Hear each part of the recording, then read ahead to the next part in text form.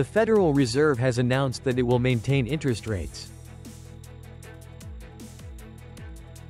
Ngayon, the provincial chairman has directed disaster recovery efforts. Essential items for people in the flood areas. Hello, so good to see you again in today's news by Nghệ Press and Broadcasting Agency. Now here we go, the first part of the show. After a two-day policy meeting, the U.S. Federal Reserve decided to keep interest rates unchanged for the fifth consecutive time. This also indicates that the policymakers may be getting closer to lowering borrowing costs. The Federal Open Market Committee has decided to keep the federal funds rate unchanged at a range of 4.25% to 4.50%. This marks the first time in over 30 years that two voting members of the Fed have opposed a rate decision. The Fed's announcement stated that while fluctuations in the trade balance still affect data, recent indicators show that U.S. economic growth has slowed in the first half of the year. They reiterated that the labor market remains strong, and inflation is slightly high, while adjusting the level of uncertainty about the economic outlook from has decreased to remains high. Notably, this is the first time in 3 decades that 2 of the 7 governors of the U.S. Central Bank have voted against this interest rate decision. Russian spokesperson Dmitry Peskov stated that Russia is accustomed to pressure from the West and is not worried about new sanctions. His remarks came after U.S. President Donald Trump shortened the deadline for the ceasefire in Ukraine and warned up the further sanctions against Russia if the country does not comply. Russia has stated that it has developed a certain level of immunity to Western sanctions after enduring a long period of pressure from numerous measures. Officials emphasized that Moscow continues to closely monitor statements from President Trump. Currently, Russia faces the highest number of sanctions in the world, with over 10,000 measures imposed by Western countries.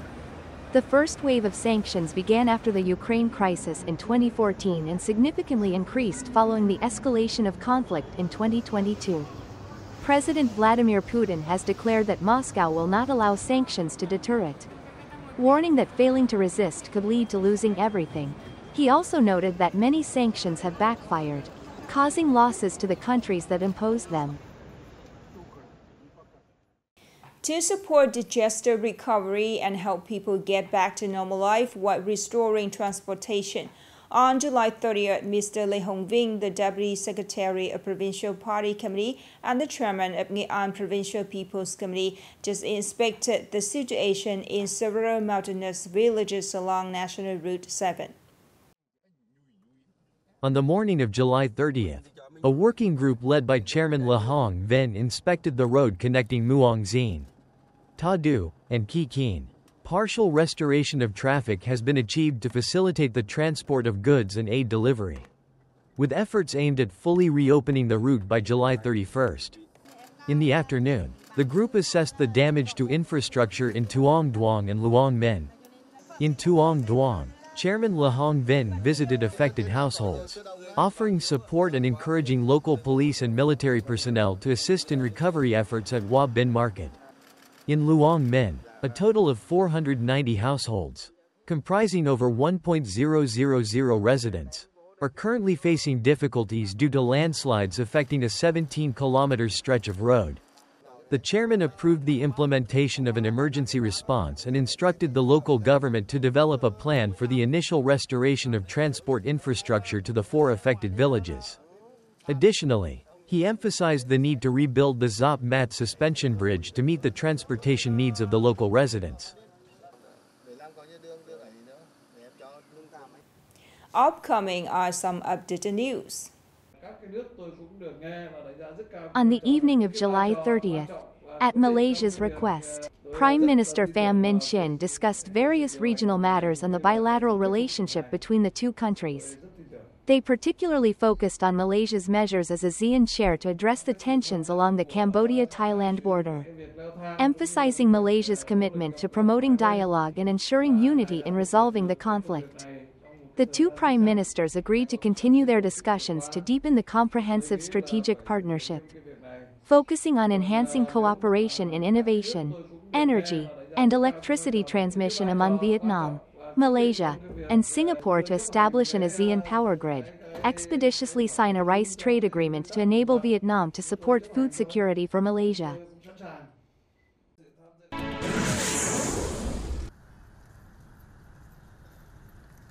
According to the announcement from the Ho Chi Minh Mausoleum Command, following the annual maintenance period, the regular memorial services will welcome citizens and international visitors to pay their respects. The memorial services will take place on Tuesday, Wednesday, Thursday, Saturday, and Sunday mornings. There will be no services on Monday and Friday. Previously, the command had announced a temporary suspension of the memorial services to carry out maintenance plans for the mausoleum, which began on June 2, 2025, and concluded on July 31, 2025.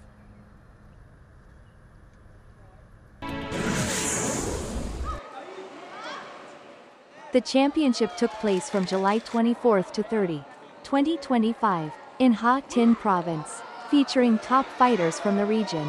Sao Thuy Tien, an athlete from the Ngian Sports Training and Competition Center, brought home the gold medal in the women's 70 kilograms category. Thuy Tien successfully defeated two strong opponents from Malaysia and Kazakhstan, countries known for their top traditions in pencak silat within the continent. This victory not only brings glory to the young female athlete but also reinforces the status of Ngian's pencak silat on the regional sports map.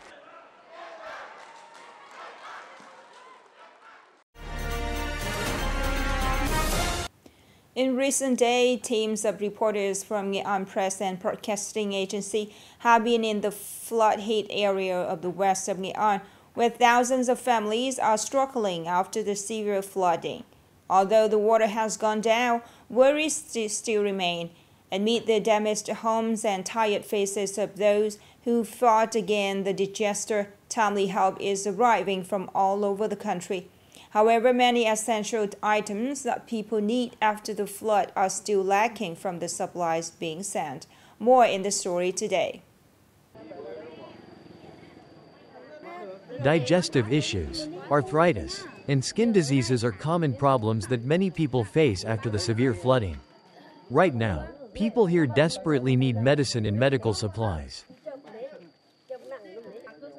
After the floods, common illnesses here include skin infections and arthritis, especially among the elderly.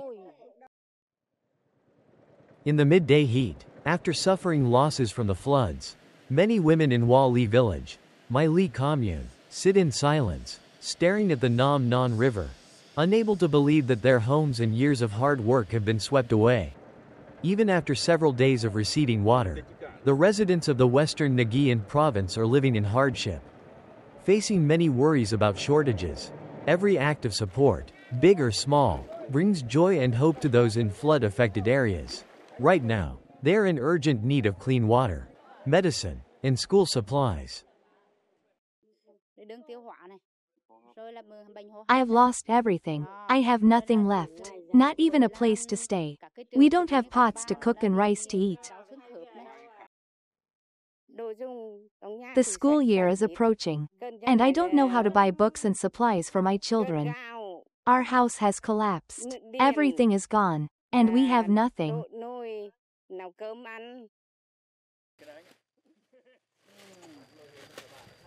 To help the flood-affected people overcome their challenges, relief efforts are still ongoing. We hope that with everyone's support, the western Ngian region will soon return to normal life. Now is the end of the show today. Thank you so much for your attention. Goodbye for now and see you later.